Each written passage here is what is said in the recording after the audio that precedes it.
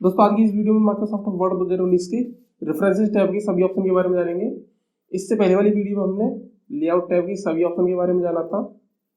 अगर आप Microsoft word 2019 को अच्छे से सीखना चाहते हैं तो इसमें हमने पूरी एक प्लेलिस्ट बनाई हुई है। वीडियो के डिस्क्रिप्शन में एक लिंक दिया है जहाँ से क्लिक करके आप पूरी प्लेलिस्ट को एक्सेस कर सकते हैं। अगर आप चैनल पर नए हैं तो चैनल को सब्सक्राइब कर लीजिए ताकि इस तरह की वीडियो की नोटिफिकेशन आपको मिलती रहे। हेलो दोस्तों, मेरा नाम है मनीष कुमार और आप देख रहे हैं आरजीएसएम क्लासेस। चलिए वीडियो स्टार्ट करते हैं।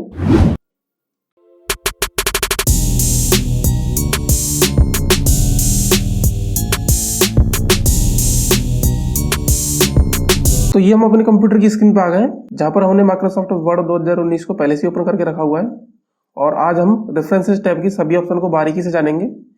इससे पहले वाली वीडियो हमने लेआउट टैब के सभी ऑप्शन को बारीकी से जाना था। अगर आपने वीडियो नहीं देखी है तो डिस्क्रिप्शन में लिंक दिया है जहाँ से क्लिक करके आप वीडियो को देख सकते हैं। तो चलिए हम रेफरेंसेस टैब के ऑप्शन को जान लेते हैं। तो रेफरेंसेस टैब में सबसे पहला जो ऑप्शन दिया होता है table of content. Table of content option का हम यूज करते हैं इंडेक्स बनाने के लिए। जब हम कोई बुक पढ़ते हैं और बुक का पहला पेज हमने देखा होगा, इंडेक्स दिया होता है या फिर विषय सूची करके दिया होता है, तो उसका मतलब होता है कि उस पर जितनी भी हेडिंग बनी हुई है, कौन सा चैप्टर कौन से पेज नंबर से स्टार्ट है, तो वो हम वहां से पता कर सकते हैं। तो इसके लिए हमने एक डॉक्यूमेंट तैयार कर लिया अपना, जिसमें हमने कुछ हेडिंग बनाई हुई है और ये कोई मेन हेडिंग है। उसके बाद इसमें हमने कुछ सब हेडिंग डाली हुई है। तो हमने इस तरह से एक डॉक्यूमेंट कंप्लीट कर लिया है। अब हम समझते हैं इंडेक्स कैसे बनाते हैं। इसके लिए हम क्या करेंगे, स्टार्टिंग में एक ब्लैंक पेज लेंगे। तो मैं यहाँ पे स्टार्टिंग में क्लिक करता हूँ, इंसर्ट पे जाके एक मैं ब्लैंक पेज इंसर्ट करा देता हूँ। यहाँ पे ये मैंने ब्लैंक पेज इंसर्ट करा दिया। अब मैं स्टार्टिंग वाले पॉइंट पे क्लिक करता हूँ, रेफरेंस टैब में आऊंगा, टेबल ऑफ कंटेंट पे हमें क्लिक करना है और यहाँ से हमें जो भी फॉर्मेटिंग रखनी है उस पर हम क्लिक कर देंगे। जैसे हम इस पे क्लिक करते हैं तो हमने जैसे ही क्लिक किया तो हमारे डॉक्यूमेंट में जितनी भी हेडिंग बनी हुई है उसका यहाँ पे इंडेक्स बन के तैयार हो गया और वो हम देख भी सकते हैं कौन सी हेडिंग है, कौन से पेज नंबर पे बनी हुई है। तो यहाँ पर हमें पेज नंबर भी दिखा रहा है। ये हमारी मेन हेडिंग है और थोड़ा स्पेस करके जो लिखी हुई है वो हमारी सब हेडिंग है। इसी तरह से ये मेन हेडिंग है हमारी और इसके अंदर हमारी 3 सब हेडिंग बनी हुई है। अब अगर किसी हेडिंग पर जाना है मुझे तो मैं यहाँ पे क्या कर सकता हूँ, कंट्रोल दबा के मुझे क्लिक करना है। मुझे ऑनलाइन वीडियो वाली हेडिंग पे जाना है तो मैं कंट्रोल दबा के इस पे क्लिक कर दूंगा और उसी हेडिंग पे पहुंच जाऊंगा मैं इस तरह से, क्योंकि ये हाइपरलिंक से पहले से कनेक्ट होती है। तो इस तरह से हम किसी डॉक्यूमेंट में इंडेक्स बना सकते हैं। इसके बाद हमारे पास एड टेक्स्ट ऑप्शन दिया होता है, तो इसका हम यूज देख लेते हैं। जब हम कोई हेडिंग क्रिएट करते हैं तो हेडिंग की फॉर्मेटिंग है वो हम एड टेक्स्ट से दे सकते हैं। तो किस तरह से देते हैं, जैसे मैंने ये कवर पेज लिया और उसके बाद में एंटर करके मैं एक हेडिंग यहां पे बनाता हूं। तो मैंने सब हेडिंग नाम से एक सब हेडिंग बना दी। अब मैं क्या करूंगा, एड टेक्स्ट पे क्लिक करूंगा और यहाँ पे हेडिंग 2 की फॉर्मेटिंग देंगे, यानी कि लेवल 2 यानी कि हेडिंग 2। तो इसमें हम जैसे क्लिक कर देंगे ये सब हेडिंग की फॉर्मेटिंग इस पे अप्लाई हो जाएगी। इसके बाद मैं एक और हेडिंग बनाता हूं।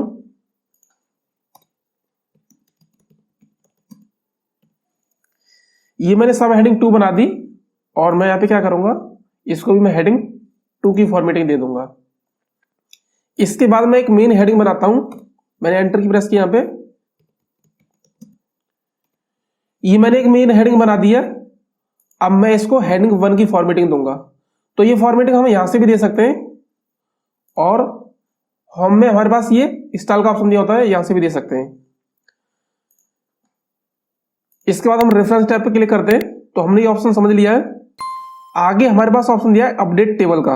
अपडेट टेबल का हम यूज करते हैं जो हमने इंडेक्स बनाया ना उस इंडेक्स को अपडेट करने के लिए। तो जैसे हमने यहाँ पे इंडेक्स बनाया हुआ है, मैंने कुछ हेडिंग अभी दोबारा से क्रिएट की है लेकिन वो हेडिंग अभी हमारे इस इंडेक्स में शो नहीं हो रही है। तो हम क्या करेंगे, अपडेट टेबल पे क्लिक करेंगे और एक डायलॉग बॉक्स ओपन हो गया। यहाँ पर हमारे पास 2 ऑप्शन दिए होंगे, अपडेट पेज नंबर ओनली। अगर हमने किसी हेडिंग का पेज नंबर चेंज किया है, यानी कि एक हेडिंग किसी दूसरे पेज पे शिफ्ट की है, तो उस कंडीशन में उसका पेज नंबर है वो चेंज हो जाएगा। तो पहले वाले ऑप्शन को हम यूज करेंगे तो यहाँ पर भी उसका पेज नंबर अपडेट हो जाएगा ऑटोमेटिक। इसके अलावा अगर हमने और भी चेंजिंग की हुई है तो हम सेकंड वाले ऑप्शन को यानी कि अपडेट एंटायर टेबल ऑप्शन को हमने यूज करेंगे और ओके करेंगे। तो ओके करते ही जो हमने नई हेडिंग बनाई थी वो हमारे इंडेक्स में यहाँ पे शामिल हो गई। जैसे कवर पेज के अंदर हमने सब हेडिंग 2 और ये हेडिंग, इस तरह से हमने हेडिंग बनाई थी और ये हेडिंग हमारी यहाँ पर शामिल हो गई। तो इस तरह से हम टेबल ऑफ कंटेंट का यूज करके इंडेक्स बना सकते हैं। अब आगे हमारे पास इंसर्ट फुटनोट ऑप्शन दिया होगा, इस ऑप्शन को हम समझेंगे। फुटनोट का हम यूज करते हैं किसी वर्ड पे कुछ एक्स्ट्रा नोट डालने के लिए, लेकिन ये जो फुटनोट है वो पेज की फुटर पोजीशन में डलेगा यहां पर।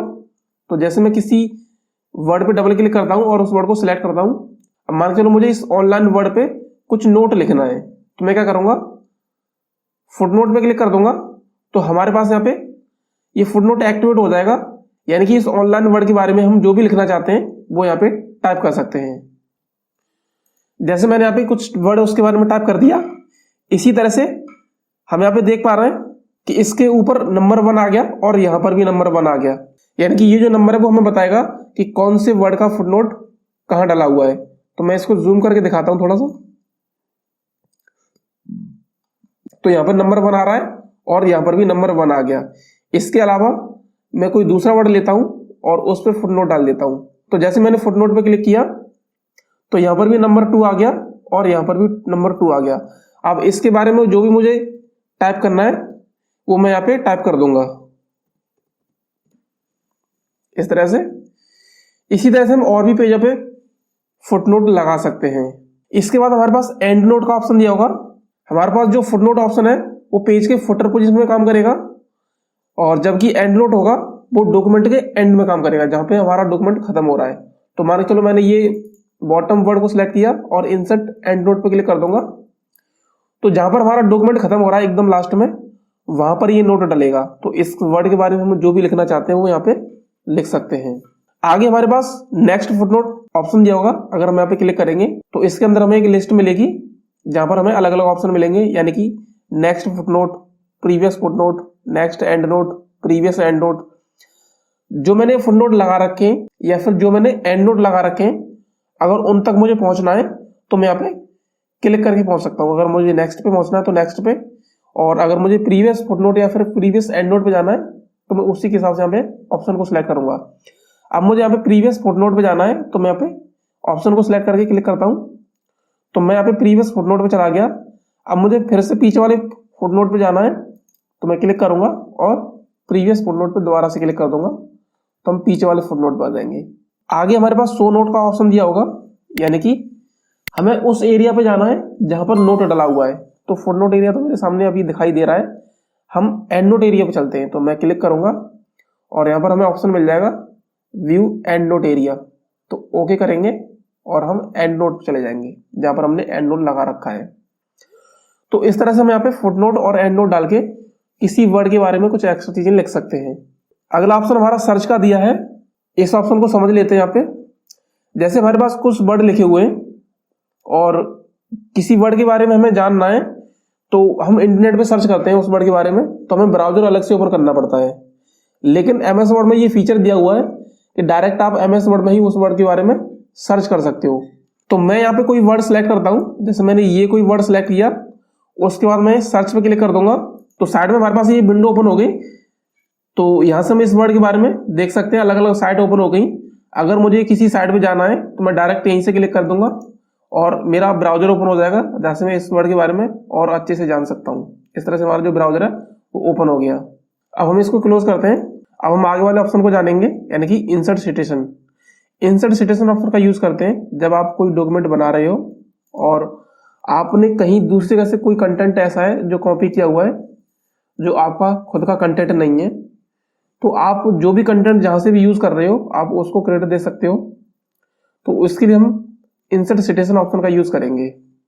तो जैसे मैंने यहाँ पे मान के लो ये जो पैराग्राफ है वो किसी एक बुक से लिया हुआ है, तो मैं यहाँ पे क्लिक करता हूँ और इंसर्ट सिटेशन पे क्लिक करूंगा। उसके बाद ऐड न्यू सोर्स का ऑप्शन दिया होगा। ऐड न्यू सोर्स पे हम क्लिक करते ही ये अलग से हमारे पास एक विंडो ओपन हो जाएगी। यहाँ पर हमसे पूछा जाएगा टाइप ऑफ सोर्स, यानी कि ये जो कंटेंट है, यानी कि ये जो पैराग्राफ है आपने कहाँ से लिया हुआ है। तो मैंने बताया अभी हम एक बुक का एग्जांपल लेके चलते हैं, बुक से लिया हुआ है। अभी हमसे कुछ इन्फॉर्मेशन पूछेगा, जैसे ऑथर का नाम, बुक का टाइटल, ईयर, सिटी, पब्लिशर। तो मैं यहाँ पे ये इन्फॉर्मेशन फिल कर देता हूँ।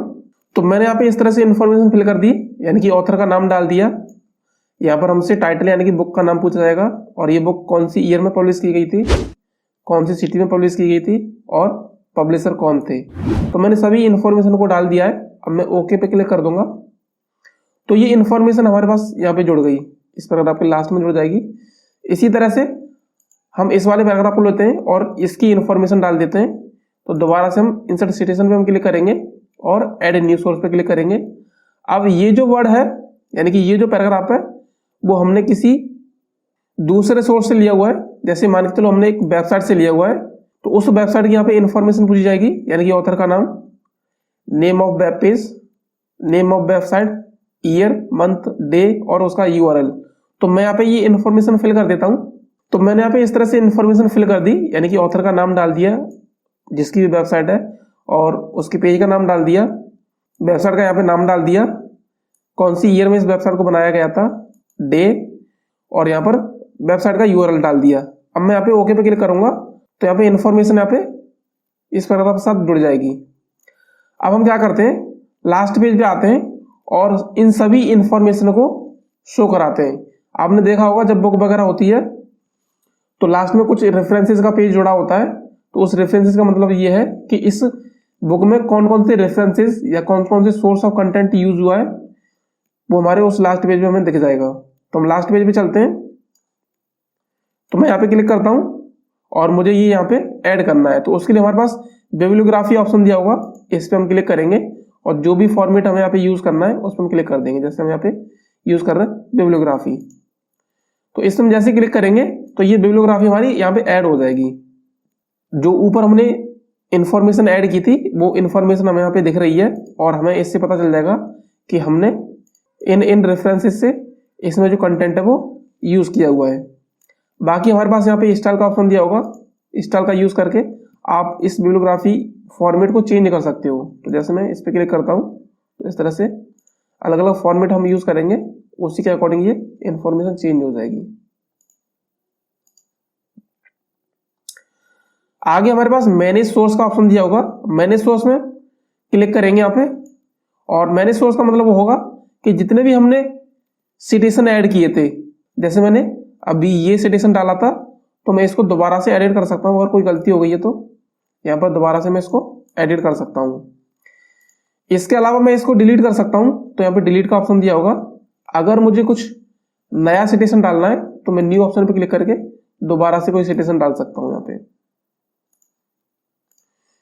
तो इस तरह से हम इस ऑप्शन का यूज करते हैं।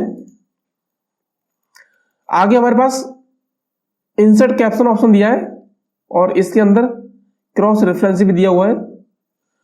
तो इंसर्ट कैप्शन का हम यूज करते हैं जब हम डॉक्यूमेंट में कोई पिक्चर वगैरह यूज करेंगे, तो उस पिक्चर पे कोई नाम वगैरह देने के लिए, या फिर हम कोई टेबल यूज करते हैं या कोई चार्ट यूज करते हैं, तो उस पे जो हम हेडिंग जो नाम देते हैं उसी को हम कैप्शन बोलते हैं। तो इसके लिए मैं डॉक्यूमेंट में कुछ पिक्चर ऐड कर लेता हूं। तो इस ऑप्शन को समझाने के लिए मैंने पेज में कुछ पिक्चर को इंसर्ट कर लिया है। तो हम रेफरेंस टैब में आते हैं और इंसर्ट कैप्शन ऑप्शन पे हम क्लिक करेंगे। इससे पहले हमें पिक्चर को क्लिक करना है, यानी पिक्चर को सिलेक्ट करना है और इंसर्ट कैप्शन पे हम क्लिक कर देंगे। क्लिक करते ही हमारे पास यहाँ पे लिखा हुआ आ गया फिगर 1। अगर हम चाहे तो फिगर 1, फिगर 2, फिगर 3 इस तरह से पिक्चर पे कैप्शन डाल सकते हैं। और अगर हमें इस फिगर 1 की जगह अपना कोई लेवल ऐड करना है तो हम न्यू लेवल पे क्लिक कर देंगे। तो हम यहाँ पे यूज कर रहे हैं पिक्चर, तो मैं यहाँ पे पिक्चर वर्ड यूज कर रहा हूँ। तो मैंने पिक्चर टाइप कर दिया और ओके प्रेस कर देंगे यहाँ पे। अभी इस तरह से शो होगा पिक्चर 1। अभी हमें इस पिक्चर में लेवल शो कहाँ करानी है, ये पोजीशन का ऑप्शन आ रहा है। हम यहाँ पे इसको अबव सिलेक्ट आइटम यानी कि ऊपर शो करा सकते हो या फिर नीचे, तो हमें नीचे शो करानी है। ओके पे क्लिक कर देंगे। ऐसा करते ही हमारे पास यहाँ पे पिक्चर पे कैप्शन डल गया पिक्चर 1। अब हम दूसरी पिक्चर पे आते हैं। तो इस पिक्चर को मैंने क्लिक किया और इंसर्ट कैप्शन पे हम क्लिक करेंगे। तो अब पिक्चर 2 आ गया, ओके कर देंगे। उसके बाद नेक्स्ट पिक्चर पे आते हैं और इस पे भी हम कैप्शन डाल देंगे और ओके कर देंगे। एक और पिक्चर हमने बना रखी है, इस पे हम क्लिक करेंगे और ओके कर देंगे। तो इस तरह से हमने पिक्चर पे कैप्शन को ऐड कर दिया। आगे हमारे पास ऑप्शन दिया है इंसर्ट टेबल ऑफ फिगर, यानी कि जितने भी हमने कैप्शन ऐड किए हुए हैं उनका अगर मुझे कहीं इंडेक्स बनाना है तो मैं इस ऑप्शन को यूज करूंगा।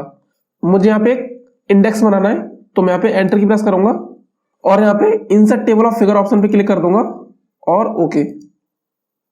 ऐसा करते ही हमारे पास एक इंडेक्स बन के आ गया, जहां पर हमें दिख रहा है ना पिक्चर 1 जो कि हमारे पेज नंबर 2 पे दी हुई है, पिक्चर 2 है वो हमारे पेज नंबर 2 पे है, पिक्चर 3 पेज नंबर पे है, यानी कि जो पिक्चर जिस पेज नंबर पे है वो पेज नंबर हमें यहाँ पे शो हो रहा है।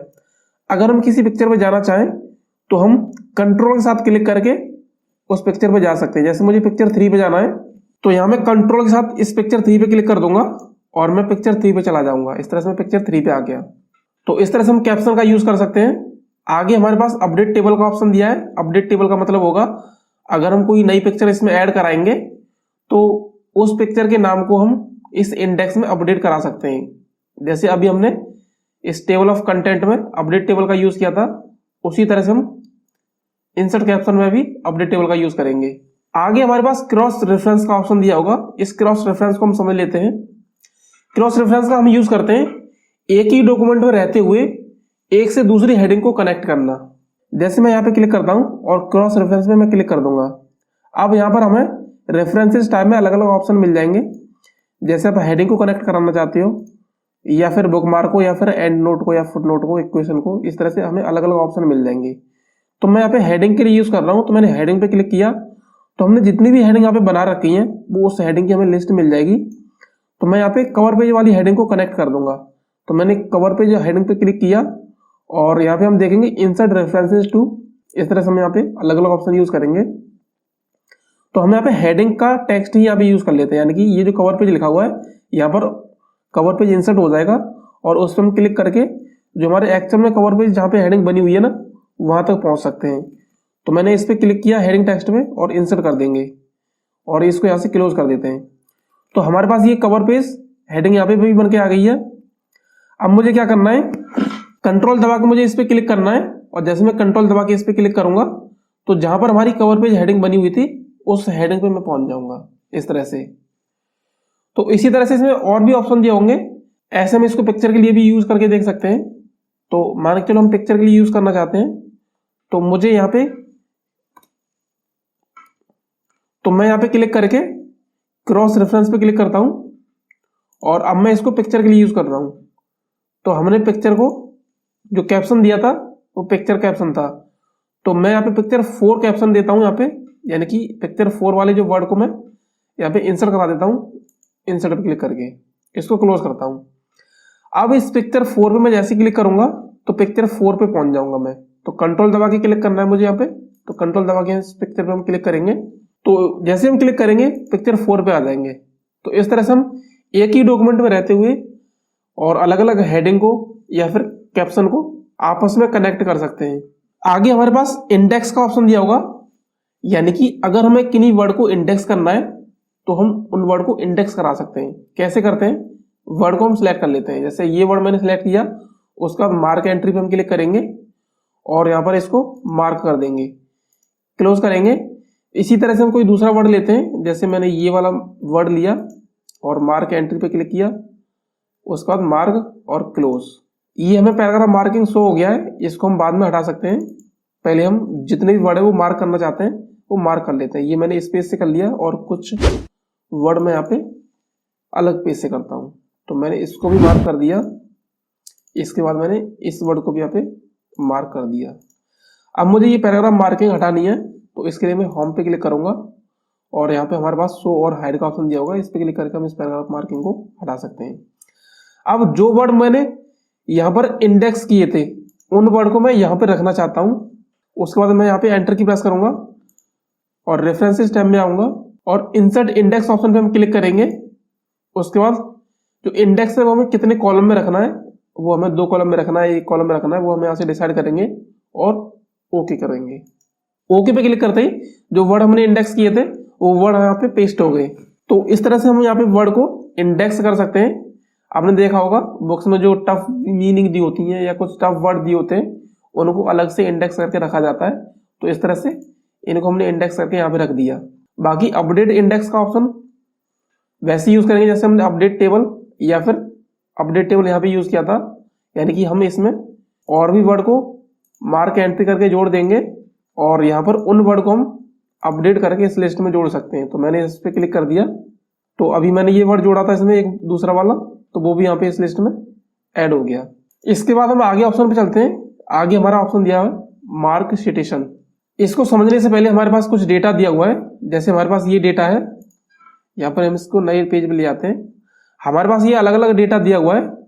जैसे यहाँ पे हमने कुछ इलेक्ट्रॉनिक आइटम का डेटा लिया हुआ है और कुछ कंप्यूटर पार्ट्स के नाम लिखे हुए हैं और कुछ मोबाइल के नाम लिखे हुए हैं। तो इसको हम कैसे यूज करेंगे, मैं यहाँ पे मार्क सिटेशन पे क्लिक करता हूँ और यहाँ पर हम इसकी कैटेगरी बना लेंगे पहले।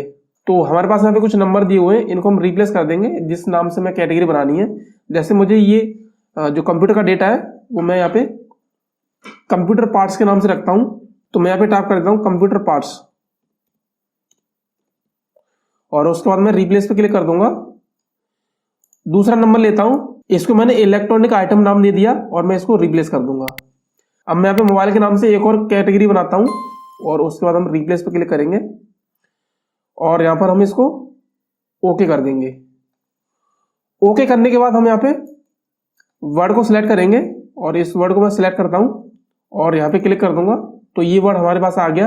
अभी कौन सी कैटेगरी में हमें डालना है, तो यहाँ पे हम क्लिक करेंगे, इसको हमें कंप्यूटर पार्ट्स में डालना है क्योंकि कंप्यूटर पार्ट्स का नाम है ये, और इसको हम मार्क कर देंगे।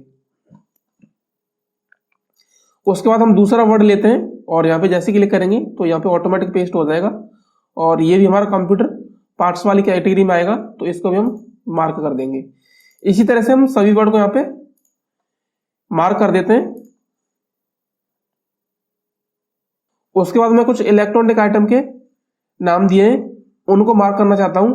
तो मैंने एक ये एलईडी लाइट को सिलेक्ट किया है यहाँ पे और मैं यहाँ पे क्लिक करके, अब इसकी कैटेगरी कौन सी रखी थी हमने, इलेक्ट्रॉनिक आइटम, तो हम इलेक्ट्रॉनिक आइटम कैटेगरी सिलेक्ट करेंगे और इसको मार्क कर देंगे। उसके बाद दूसरा वर्ड हम लेंगे और ये भी हमारा इलेक्ट्रॉनिक आइटम में है, तो इसको भी हम मार्क कर देंगे। इसी के अलावा हमारे पास जो भी आइटम दिए हैं उनको मार्क कर देंगे। तो ये हमारे पास जो रेफ्रिजरेटर है वो भी हमारा इलेक्ट्रॉनिक आइटम में आएगा, तो इसको भी हमने मार्क कर दिया। इसके अलावा हमारे पास मोबाइल के नाम दिए हैं, तो मोबाइल का नाम हम सिलेक्ट करेंगे और यहाँ पे क्लिक करेंगे। अब यहाँ पे कैटेगरी इसकी चेंज कर देते हैं, मोबाइल रखी थी जिसकी हमने कैटेगरी, और इसको मार्क कर देंगे। इसी तरह से हम और भी जो मोबाइल के नाम है उनको मार्क कर देंगे। यहाँ पे मार्क कर दिया यहाँ पे। तो सभी आइटम को हमने मार्क कर दिया और जो जिस कैटेगरी में हमें डालना था उस कैटेगरी में हमने डाल के यहाँ पे इस क्लोज पे क्लिक करना है। तो हमारे पास जो बाकी एक्स्ट्रा कुछ चीजें आ गई हैं उसको हटाने के लिए हम यहाँ पे होम पे आते हैं और ये शो और हाइड पे क्लिक कर देंगे। तो इस तरह से हमारे पास पहले जैसी नॉर्मल लिस्ट हो गई। अब इन सभी आइटम को हमें कहाँ पे यूज करना है, तो मैं इसको रखता हूँ एक नए पेज पे। तो मेरे पास एक नया पेज है, यहाँ पर आता हूँ और रेफरेंसेस टैब में आके मैं इंसर्ट टेबल ऑफ अथॉरिटीज इस पे क्लिक करूंगा और इसका हमारा एक इंडेक्स बन के तैयार हो जाएगा। तो हम क्लिक करते हैं। अब यहाँ पे हम फॉर्मेट क्लास के रखेंगे और कैटेगरी ऑल रखेंगे। उसके बाद हम इसको ओके कर देंगे। तो ओके पे क्लिक करते हैं, हमारे पास अलग अलग कैटेगरी में और अलग अलग आइटम हमारे पास इस तरह से बन के आ गए। तो जो भी हमने कंप्यूटर पार्ट्स में रखे थे वो कंप्यूटर पार्ट्स में हमें दिखाई दे रहा है और जो हमने इलेक्ट्रॉनिक आइटम में रखे थे वो हमें इलेक्ट्रॉनिक आइटम में दिखाई दे रहा है और जो हमने मोबाइल में नाम रखे थे वो मोबाइल में दिखाई दे रहा है। और ये हमें साथ में ये भी बता रहा है कि ये जो नाम है वो कौन से पेज पर लिखे हुए थे। इसी तरह से अगर आप इसमें कुछ और भी नाम ऐड करना चाहते हो तो यहाँ पे अपडेट टेबल का यूज करके लिस्ट में और भी नाम को ऐड कर सकते हो। तो दोस्तों हमने रेफरेंस टैब की सभी ऑप्शन को बारीकी से समझ लिया है। अगर आपको वीडियो अच्छी लगी हो तो वीडियो को लाइक करें और अपने दोस्तों में शेयर करें, और आपने चैनल को अभी तक सब्सक्राइब नहीं किया है तो प्लीज चैनल को सब्सक्राइब कर लीजिए ताकि इस तरह की वीडियो की नोटिफिकेशन आपको मिलती रहे। मिलते हैं अगली वीडियो में जिसमें हम मेलिंग टैब के बारे में समझेंगे। तब तक के लिए टेक केयर।